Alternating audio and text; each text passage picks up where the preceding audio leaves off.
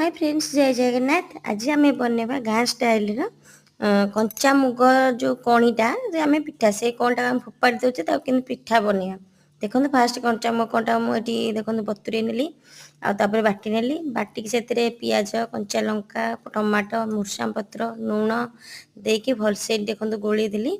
आउ तावा गरम करके तेल देली। तेल देकी एमती गोटे बैगण मुंडी हो कि जह्नी मुंडी हो घषदेली तेलटा को चारिआडे करदेली। तापर से गोलनटा को देख मुझेदेली भलसे एमती गोल करदेली पूरा पतले की। आपण भी चाहे से चाउल दे पारे बतुरे ग्राइंडिंग कर ना सुजी दे। तापर ढाकुणी देदेवा मिसई पारे। मु सुजी मिसई गैस पूरा कम करदेवा। तापर देखुन ढाकुणी काढ़ला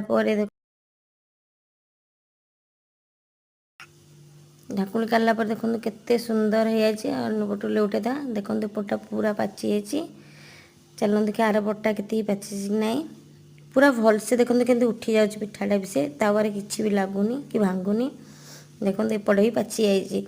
जदि आपण एभली गाँव खाइबा गाँव रेसिपी देखा चाहते मो चैनल को सब्सक्राइब करे, लाइक करे, शेयर करेंगे, कमेंट कर जमा भूलि। आ घरे निश्चिंत भाव में बनाते टेस्ट करी कमेंट रखुन केमती है।